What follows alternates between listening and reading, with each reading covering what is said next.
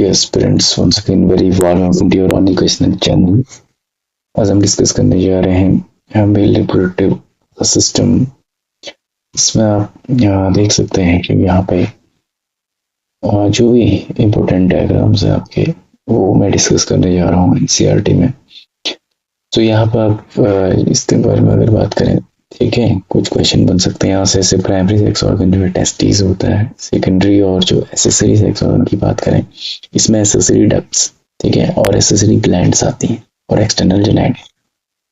तो जब accessory ducts की बात करते हैं तो रेडी टेस्टिस, वास एफरेंस या एपिडिडमिस और वास डिफरेंस, तो इनका सीक्वेंस पूछ लेते हैं, ठीक है। जब आप इसका डायग्राम भी देख रहे ध्यान से तो पहले रेडी टेस्टिस आपको दिख रहा है, फिर वास एफरेंस इनसे बनता है, ठीक है, आगे एपिडिडमिस में खुलता है और उसके बाद लास्ट में ये वास डिफरेंस की ओर जाएगा, ठीक है, स्पर्मेटोजेनेसिस की प्रोसेस में। तो ये चीज तुमको ध्यान रखनी है, इसका सीक्वेंस, ठीक है, 1 मार्क्स में जो बनता है इसमें इम्पोर्टेंट।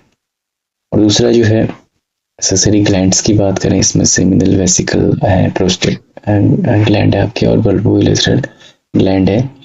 इनके थोड़ा सा फंक्शन को आप लोग देखिएगा, ठीक है, और एक्सटर्नल जेनाइटलिया, ठीक है। तो इतना जो डायग्राम है ये बनाना पहले सबसे बड़ी चीज है, ये आना चाहिए आपको बनाना, ठीक है। इसकी प्रैक्टिस करना, क्योंकि अगर इजी पेपर आता तो 5 नंबर में आराम से इसमें बन जाता, ठीक है।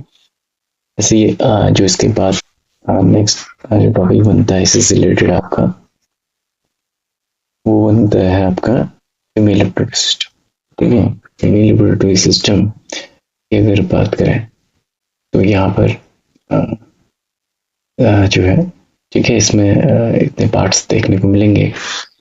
तो इस पिक्चर में अगर प्राइमरी सेक्स ऑर्गन की बात करें, ओवरी आपको पता होना चाहिए, ठीक है। सेकेंडरी में एसेसरी डक्ट्स आते हैं, इसमें भी एसेसरी ग्लैंड और जेनाइटलिया।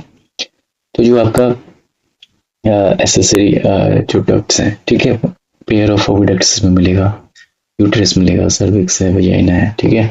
और जो एसेसरी ग्लैंड है मेमरी ग्लैंड, ये भी इंपॉर्टेंट डायग्राम है, इसके बाद डिस्कस करेंगे। तो एक्सटर्नल जेनाइटलिया की बात करते हैं, ठीक है। तो यहाँ पर आपसे कुछ जो लास्ट टाइम क्वेश्चन पूछे गए थे, तो पूछे गए थे nearest part of the ovary. तो नियरेस्ट पार्ट होता है आपका इनफंडिबुलम, ठीक है। जो फिंगर लाइक प्रोजेक्शन है इसको भी पूछ लेता है कभी, ये क्या है, फिमरी, इनको फिमरी कहा जाता है, इनफंडिबुलम, ठीक है। ये ध्यान रखना कि इनफंडिबुलम जो है नियरेस्ट जंक्शन होता है आपका एम्पुला का या ओवरी का, ऐसे पूछ लेता है। और इसमें जो मेल और फीमेल रिप्रोडक्टिव सिस्टम में डिफरेंस है, एम्पुला यहाँ पर मिलता है, इसमें देखने को मिलता है, जो आपको मेल में नहीं दिखेगा, ठीक है। तो यहाँ पे एनसीईआरटी के डायग्राम के हिसाब से और लेयर्स पूछ लेता है कभी आपको, ठीक है। जो यूट्रस की लेयर्स हैं, एंडोमेट्रियम, मायोमेट्रियम, पेरीमेट्रियम, तो इसमें एंडोमेट्रियम का मेजर रोल होता है मेंस्ट्रुअल साइकिल के दौरान। ये चीजें आपको इसके फंक्शन वगैरह जो है देखने पड़ेंगे, ठीक है। बाकी डायग्राम बना दो आपको आना चाहिए। स्टमस जंक्शन है जहाँ पर आपका फर्टिलाइजेशन टेक प्लेस होता है, ठीक है, एम्पुलर जंक्शन। तो यहाँ पर इन चीजों को आपको थोड़ा सा जो है देखना पड़ेगा। यहाँ तक का कोई कंफ्यूजन नहीं होगा। अगर कोई भी प्रॉब्लम हो तो आप लोग से कमेंट्स में भी पूछ सकते हैं। नेक्स्ट चीज है ये आपका मेमोरी ग्लैंड, ठीक है। इस चैप्टर में जो इम्पोर्टेंट डायग्राम बन रहा है आपका वो बनता है किसका, मेमोरी ग्लैंड का। तो यहाँ पर देख सकते हो कि जो आपका ह्यूमन फीमेल है, ठीक है, इसमें क्या होंगे, पेयर ऑफ मेमोरी ग्लैंड्स देखने को मिलते हैं। इसमें ग्लैंडुलर टिश्यू होता है, ठीक है। किसका टिश्यू होता है, ग्लैंडुलर टिश्यू टाइप को कभी पूछ लेता है आपसे, ठीक है। और फैटी टिश्यू से मिलकर बना होता है। और जो हर ग्लैंडुलर टिश्यू है, ठीक है, इसको डायग्राम के हिसाब से मैच करते रहेगा। 15 to 20 जो है इसमें मेमोरी लोब्स देखने को मिलते हैं, ठीक है। इस तरह से जो आप स्ट्रक्चर देख पा रहे हैं। और ये जो है हर लोब में क्या होंगे, ग्रुप ऑफ एल्वेलाई मिलता है, ठीक है। ये स्ट्रक्चर जो है आपका एल्वेलाई जैसा दिखता है, छोटे छोटे, क्योंकि आपका ह्यूमन लंग से मैच करता है इसलिए एल्वेलाई को बोला जाता है, ठीक है। फिर ये मेमोरी ट्यूब्यूल्स में खुलेंगे और मेमोरी ट्यूब्यूल्स जो है ये स्मॉल मेमोरी डक्ट में खुलता है, ठीक है। फिर बहुत सारे जो डक्ट्स हैं वो एक वाइडर मेमोरी एम्पुला बनाते हैं। ये जो है आपका इलेक्ट्रिफिस डक्ट बोलते हैं, जिससे जो है निप्पल के ग्रोथ जो है रिलीज होता है, ठीक है। तो यहाँ पर आप स्ट्रक्चर इसका ध्यान से देखिएगा, ठीक है। ये स्ट्रक्चर्स बनाना भी आपको आना चाहिए, क्योंकि कभी भी एग्जाम्स में पूछा जाता है, ठीक है। और इसमें जो है मेन आपको इन लोब्स को पता होना चाहिए। कभी क्या है, लास्ट टाइम जो आपसे डायग्राम दे दिया गया था, इन सारे पार्ट्स को लिखो बोला, तो एम्प्लॉय ये सब पार्ट्स आपको लिखने आने चाहिए। ठीक है, तो यहाँ तक की चीज़ें क्लियर हो रही होंगी। अगर कहीं भी कोई कन्फ्यूजन हो तो आप लोग ज़रूर पूछ लीजिएगा इसमें। ठीक है, नेक्स्ट जो है टॉपिक आपका वो बनता है ह्यूमन स्पर्म से रिलेटेड।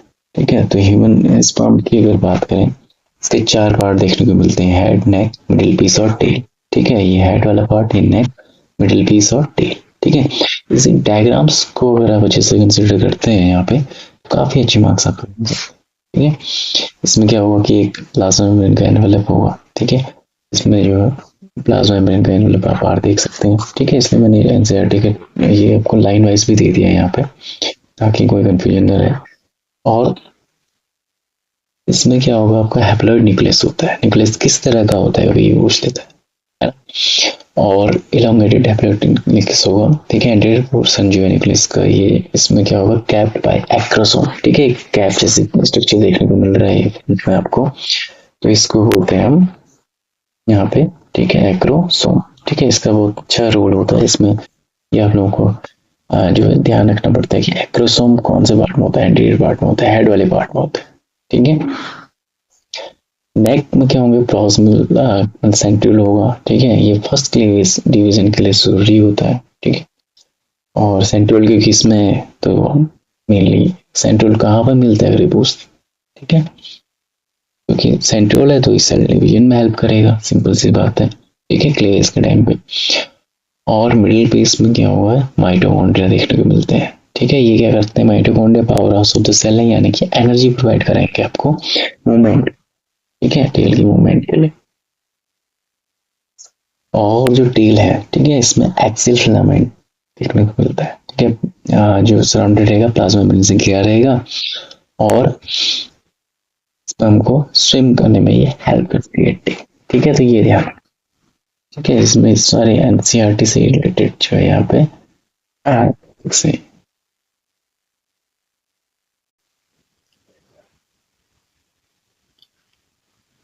नेक्स्ट जो फिगर आ रहा है वो है आपका मेंस्ट्रुअल साइकिल का। ग्रेफिन फॉलिकल का भी इम्पोर्टेंट है, उसमें केवल डायग्राम इम्पोर्टेंट है, अधिकतर डायग्राम पूछा जाता है। और इसमें से जो है फेजेस वगैरह आपकी पूछी जाती हैं। ठीक है, तो इसलिए मैंने इसको इंक्लूड किया है इम्पोर्टेंट डायग्राम्स में। तो यहाँ पर अगर आप ध्यान से देखेंगे, ठीक है, साइकिल आपके एनसीईआरटी के फिगर से ही रिलेटेड है, थोड़ा सा इसमें एडवांसमेंट देखने को मिलेगा। तो 0 से 14 जो 28 डेज का साइकिल है। ठीक है, तो ओवुलेशन का पीरियड 14 डे, ये सबको पता है, 14वां दिन। ठीक है, जिसमें क्या आपका ओवुलेशन होता है। और ट्रेन साइकिल की बात करें, ठीक है, 1 to 5 की फेजेस अभी सिंपल डायग्राम और दिखाऊंगा, जिससे आपको जो है डेज से रिलेटेड 1 मार्क्स का अगर क्वेश्चन आता है तो वहां पर कोई भी दिक्कत नहीं होने वाली है। सो ओवरिन हार्मोन्स की बात करें तो यहाँ पर जो रोल आएगा ओवरिन हार्मोन्स का, एक एस्ट्रोजन। ठीक है, जिसे एस्ट्रिटॉल भी कहते हैं। दूसरा है आपका प्रोजेस्टेरॉन। तो एस्ट्रोजन और प्रोजेस्टेरॉन का रोल यहाँ पे है। अब एस्ट्रोजन को देखोगे तो यहाँ पर अगर 14th डे तक देखें तो वहां पर एस्ट्रोजन बढ़ा हुआ है, उसके बाद जो है आपका प्रोजेस्टेरॉन बढ़ा हुआ है। ठीक है, फिर क्योंकि 20 डेज के बाद, 8 डेज के बाद फिर न्यू साइकिल होगा, तो फिर से एस्ट्रोजन जो बढ़ना शुरू होगा। ये यहाँ पर आपको यहाँ पे लास्ट में दिखाया गया है। ठीक है, आफ्टर 28 डेज। तो इस तरह से ये जो है प्रोसेस चलेगी। और जो एंटीरियर पिट्यूटरी से निकलने वाले हार्मोन्स, वहां पर क्या चेंजेस आएंगे, ल्यूटिनाइजिंग हार्मोन अक्सर पूछा जाता है, सबसे ज्यादा सीक्रेट कब होता है, 14th डे पर होता है। ठीक है, और FSH, ठीक है, फॉलिकल स्टिमुलेटिंग हार्मोन को आप देखेंगे। ठीक है, तो उसको भी यहाँ पे दिखाया गया है। ठीक है, वो भी थोड़ा सा सर्च में रहेगा। ठीक है, ऊपर रहेगा। बॉडी टेम्परेचर का जो है मेनली अगर बात करें, ठीक है, तो 1 to 14th डे तक जो हल्का सा बढ़ेगा, उसके बाद से और ज्यादा इंक्रीज होगा। ठीक है, उसका उतना रोल है नहीं आपके एनसीईआरटी से अगर रिलेटेड बात की जाए, अदर कंपटीशन एग्जाम में कहीं पे रोल इसका। ओवरिन साइकिल की बात करें तो ग्रोइंग फॉलिकल देखेंगे आप, ठीक है। फिर जैसे जैसे प्रोसेस आगे बढ़ेंगे 14 डे पे क्या ओवुलेशन हो गया यहाँ पे। उसके बाद ठीक है, अगर फर्टिलाइजेशन नहीं होता क्योंकि मेंस्ट्रुअल साइकिल आप पढ़ रहे हैं, तो मेनली कॉर्पस ल्यूटियम बनेगा, ठीक है। कॉर्पस ल्यूटियम बनेगा जो धीरे धीरे डीजेनरेट होगा, ठीक है, कॉर्पस एल्बिगेंस। तो इस तरह से जो है ये साइकिल चलती है। और इसकी जो फेजेस हैं, ठीक है, उससे रिलेटेड जो डायग्राम है वो मैं आपको दिखा देता हूँ, ठीक है।